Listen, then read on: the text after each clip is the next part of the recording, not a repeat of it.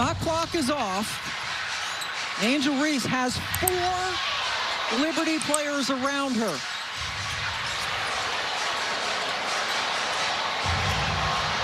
The fans yelling to get the ball into Reese.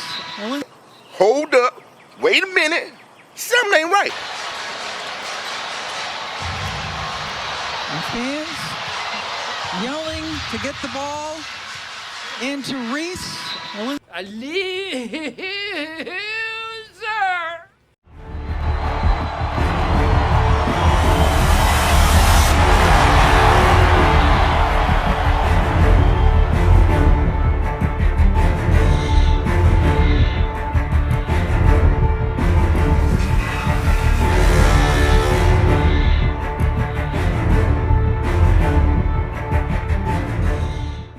I'll look back in 20 years and be like, yeah, the reason why we watching women's basketball is not just because of one person. It's because of me too, and I want y'all to realize that. Are you sure about that? Like, it's not just because of one person. A lot of us have done so much for this game, and Kennedy has been here before, obviously, but there are so many great players in this league that have deserved this for a really, really long time, and luckily, it's coming now. That seems wrong.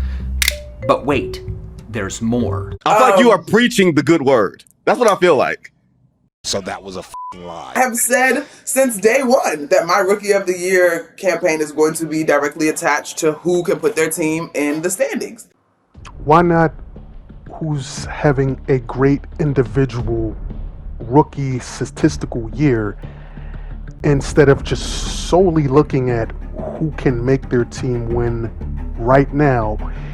When you're a rookie and you're coming into a situation where you're probably going to be the best player on the team, and in that situation, the team you're usually going to, if you're a high draft pick, isn't going to be good from the previous season because they're picking you high.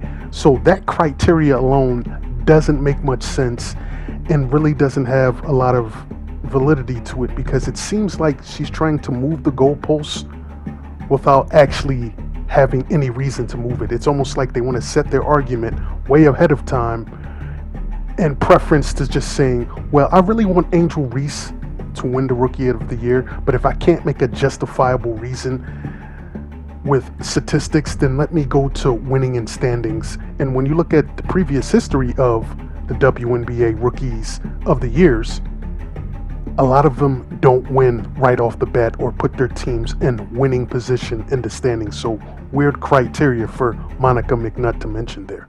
And when the question comes up on various days, look at the standings and I answer accordingly. It has been Caitlin. It has been Angel. And my mentions from people that I know do not care about women's basketball. But I'm the race baiter, but you're talking to me about race, and I've been covering women's basketball for however long. Non sequitur, playing the victim. This has nothing to do with nothing.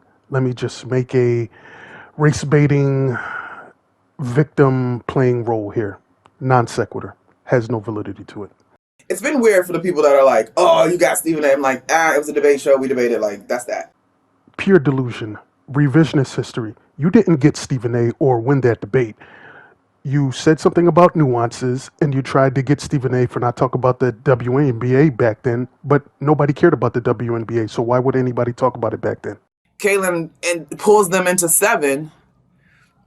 You know what I mean? And I've always said, for me, one of my bigger metrics on this Rookie of the Year conversation is going to be how do you impact winning, and it's just hard to debate that. Actually, it's not hard to debate that. It's really simple. Look at the numbers these two are putting individually, and you can clearly see who has a significant edge in the Rookie of the Year race right now, and it's not particularly close at all. So the way Monica McNutt is trying to phrase this, she's trying to put it in a way where, look at the standings and look how close they are to each other in the standings, so we can still have Angel Reese be in this race that really doesn't exist for Rookie of the Year. It's just a way of damage controlling or a defensive mechanism to try to find a way to put Angel Reese in this Rookie of the Year conversation. It's Caitlin Clark, it's not close, and it's going to be Caitlin Clark. Just look at the way she plays and the numbers that she's putting up. Let me know what you think in the comment section.